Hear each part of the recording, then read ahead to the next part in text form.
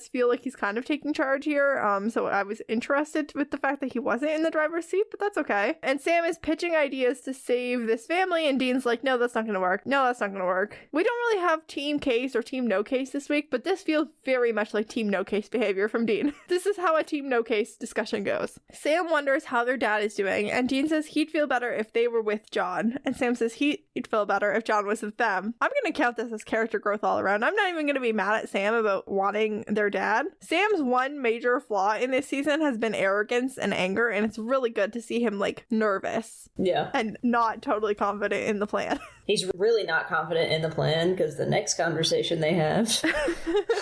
Yeah, totally. While they're talking, the family has gone from eating dinner to the house being like fully dark, and then we cut away and then we cut back and the house is lighter than it was when they cut back. But Meg arrives at the meeting spot with John, so it's midnight, I guess. John is finishing up his holy water thing, which I think, again, is amazing. Every time I see one of these giant water tanks on top of a roof, though, I think of Elisa Lam and the Cecil Hotel. So that's fun. Wish my brain didn't have that to go to. Honestly, every time I see that, pretty much any kind of scenario, if like a demon hunter or priest that would like drop a rosemary or a cross into a big water tank, I think immediately of the Constantine starring Keanu Reeves, because there was a moment where his sidekick, played by Shia LaBeouf, they're entering a hospital, and in order to prepare for the coming demons they're about to slaughter, Shia LaBeouf does as well, toss a big giant cross into the water tank, and then next thing you know it, they turn on the sprinklers, and then everybody just starts burning. I see Bobby does that in like season 3, and I love it with the sprinklers. But yeah, I guess in the context of the show, John's the one we see do that first. So, as much as it hurts me, I'm gonna compliment John for it. It was smart. It was smart. Sam thanks Dean for being the one thing in his life he could count on just in case they die, which gets Dean's hackles up. Dean insists that the only one dying tonight is the demon. He is half right. Like, no one is dying at all tonight, so it's a time. Meg has this other demon with her who has no name, even though he does like half the legwork in this exchange. Actually, more than half. This demon deserved to be named.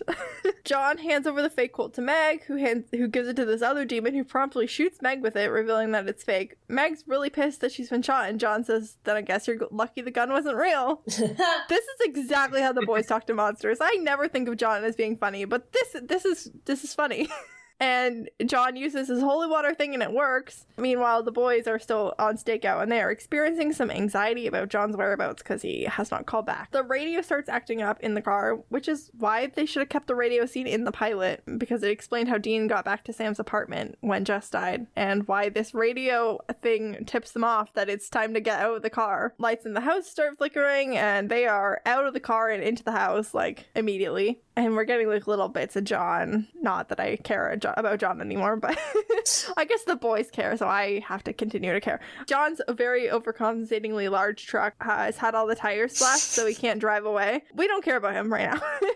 Sam and Dean break into the house, and the husband rightfully freaks out and tries to get them to leave the house. Monica goes to get the baby from the nursery, and when she gets there, the demon is already in there, and it starts lifting her onto the ceiling. Sam sees the yellow eyes, which I think is the first time we've seen that this demon has yellow eyes, but he misses the shot. However, they do get Monica down from the ceiling, and Dean grabs the baby just before the fire starts in the crib, so they all survive, which is better than John's apparently done. John has been tracked down by Meg's like sidekick guy. Again, he doesn't have a name. Meanwhile, the whole family is out safe. Their home's on fire, but like that's not so bad in the long run. Could be worse. Sam sees the demon still in there and loses his mind. Dean says it's burning to the ground. It would be suicide to go back in there. And he actually uses the word suicide. And Sam's response is, I don't care. Because in that moment, Sam is more like John Winchester than John himself. Yep. And Dean does care a lot that Sam survives. Like, a lot. And that reins Sam in somewhat. John is back to not answering the phone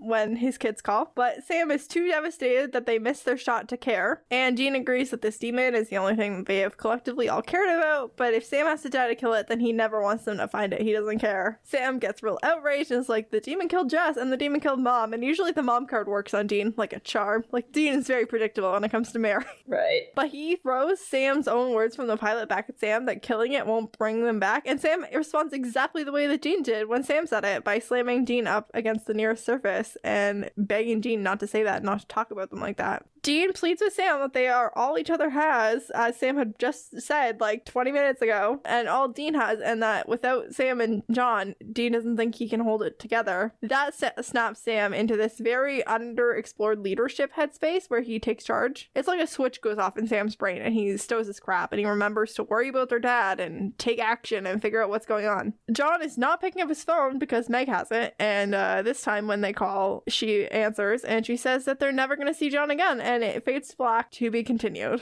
That's a pretty good episode. I'm not gonna lie. Yeah. I don't really think too much about this one. I don't think of it as like particularly interesting, but like actually in retrospect, it was pretty interesting. I guess because it doesn't really have a case of the week element, and we're not at like the big like climactic part of like a season finale. Like the season 2 finale? Yeah. So let's go on to some of our weekly segments and panels, because we got some stats to update. So for total death counts this week, we saw 2 deaths. We had Pastor Jim and Caleb, both of John's only friends, bringing our on-screen total to 145 and the on and off-screen total to 922 plus. Doesn't look like we're gonna crack 1,000 in the first season, but we're pretty dang close. We also tried to assign an MVP for the week, so let's see who everyone wants to nominate for that. Let's start with Lucas. Do you have an MVP? I don't know. I feel like I've been jumping back at like both at John and Sam, because I feel like, well, maybe Dean, because he's pretty much been like the most quiet of the 3 that we're like finally seeing them all 3 within this episode. Yeah. And that like He has been holding the family together, yeah. yes. However, there have been moments where like, you know, John lashes out and say like, why didn't you call me? But then Dean just puts his foot down, and he really puts it down hard, saying, I've been calling you nonstop, and you just do not pick it up. And as I quote, I have more better chance of winning the lottery than get a call from you. And it's like, so far, Dean has been just the only one that's been just, as ever, the glue of the family, and just try to keep everyone together. So I nominate Dean. Fair enough. Jordan, who would you like to nominate? I still want to say Sam because, you know, his visions got them to where they needed to be to find the person, to save the person, the next person from the yellow-eyed demon. The fact that John already knew about his visions but doesn't say anything also pisses me off.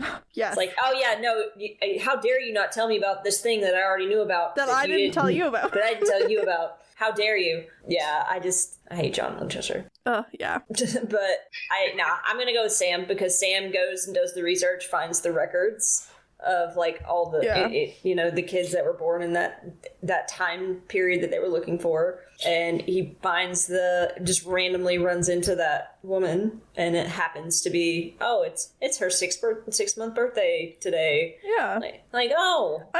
What a coincidence. You gotta respect Sam's dedication to the cause. He was fully prepared to run back into that building. He was for real. I'm also gonna give it to Sam. I don't really have a reason. I waffled a lot about Sam versus Dean. I have a personal policy never to give it to John, so no matter how good John is for the plot, we'll see how that holds up in 2 episodes.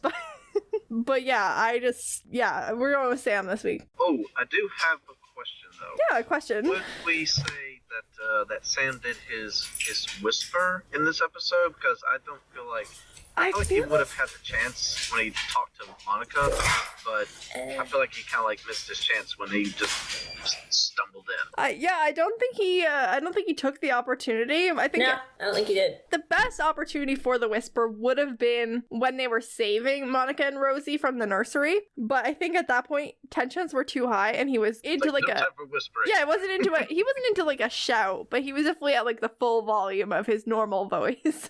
Don't worry about the baby. Dean has her. It's fine. But that would have been the spot, I think. Also, if he hadn't been so intent on going back into the building, I think while they were standing outside the building, that's when he would have did it. And he just didn't do it this week, which is out of character for Sam, honestly. So focused on his mission that he didn't take the time to comfort the upset woman. Well, he kind of had other priorities. Yeah, he's a little busy. Speaking of women, let's put this episode to the Bechdel test. Did we have 2 named women in this episode? I mean, we had technically, yes. Monica. Mm-hmm. As far as we know, Meg, I guess, is a woman. Meg's a demon, so we don't actually know, but she doesn't correct anyone. She is female presenting. Yes. Monica and Meg didn't talk to one another, so could not have a conversation about something other than a man, so that's still a no. Also, Monica was literally just here to be like a sacrifice, so good times.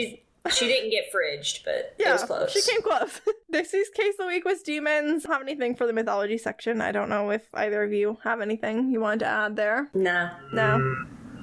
We've had enough other stuff to talk about. So I guess we're going to talk instead about a low light and a highlight. So favorite and least favorite part of the episode. And we'll start with Jordan. Highlight of the episode is probably Dean finally telling off his dad. Low light is probably Sam trying to jump into a fire. Yeah.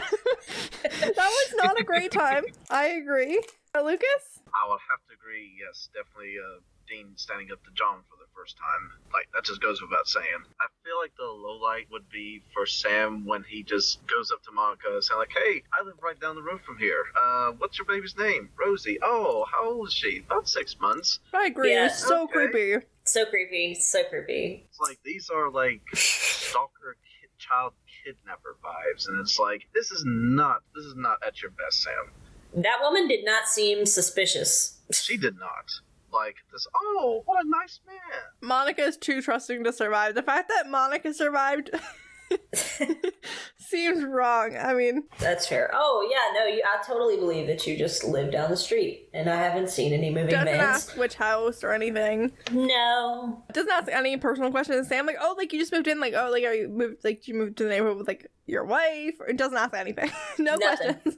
I agree on the highlight. G yelling at their dad. My low light? It's hard, but I think I'm gonna go with immediately before that when John tried to gaslight them about Sam's powers. Oh, yeah. Because, yeah, that if you need a definition of gaslighting, it's John yelling at you for something he already knew about. That's fair. We have a new segment since I think either of you were on called Call CPS. Times when someone should have called CPS, mostly usually on John and like the young Winchesters, but anytime someone should have called CPS will do. Probably anytime he got left with a priest or preacher. Yeah, I would agree. You know, most kids who get like left at like churches, you know, end up in like foster care or for adoption because, you know, they've been abandoned by their parents somewhere. Or worse. Or worse. Sam and Dean, they were just, oh yeah, okay, John left his kids here again. Guess we're looking after them this week. He'll be back later, probably. They're adults now, so like we're not really calling CPS specifically, but John's a little late on wanting good things for his kids. Yeah, a little late in the game there, John. And then he immediately sends them to kill a very high-level, powerful demon on their own. But they're adults, so don't worry about it. He's like, I gave them the real gun. Yeah, they're fine. They should be fine. Yeah. They're good. They got this. I trained them well. Cut to Sam actively trying to crawl back into a fire. I trained them well. You know. Yeah. They got a few bullets left, but still, they're good. Yeah. You got this. I mean, in that thread, the mental health check. It's not great. It's not great. Yeah, I'm not a psychologist, so this segment is based purely on my own opinions and a weekly reminder that if you're struggling with anything at all, please reach out for help. This week was not good. Dean had some pretty good moments where I was really impressed with him. He expressed a very real desire to live and for Sam and John to also be okay. He encouraged John to display emotion safely when they got the news that Pastor Jim had been killed. I was pretty impressed until the end where he was like, if anything happens to you and Dad, I'm not going to make it. And I was like, oh no, Dean, what have you done? Yeah, he was doing so well. And then, like, but that's his Achilles heel. Like, if Sam or John, something happens to either or both, he is off the rails. Yeah, he's just not going to survive. And Sam and John are not helping the situation because they very much want to die. Oh, yeah. They do not want to be alive, and that is not only upsetting, but it makes it actually, like, winning, like, coming out ahead is really hard when you don't care if you live or die. People are so much easier to kill than demons, like human beings. Like, it's great to be willing to give your life for a cause or a fight, but if you're gonna do that, which I'm in no way endorsing, you gotta be very, very sure that it works on the first try, because if something goes wrong and you've already sacrificed yourself for the plan, you're not getting a do-over. That is true. I mean, these are the Winchesters. They get more do-overs than anybody, but they have not yet learned that they are significant or that they should expect to die more than once. So for Sam and John to just be like, I don't care if this kills me as long as we get the job done is like not a great plan. It's not a good headspace to go into. It just makes winning hard. Dean is in one corner just saying, can't we just not try to kill each other and just have some pie? Literally. But yeah, still no soul transactions, so we're not doing that. And that means that to finish off this week's episode, we have Line of the Week. So guess my pick lines that were funny or cute or dramatic or emotional. Let's start with Lucas. I don't know if you have one or not. I would say when John tells Meg that be thankful that it wasn't the real gun. Yeah, that was very good. Because, as much hatred that we have for John, this is pretty much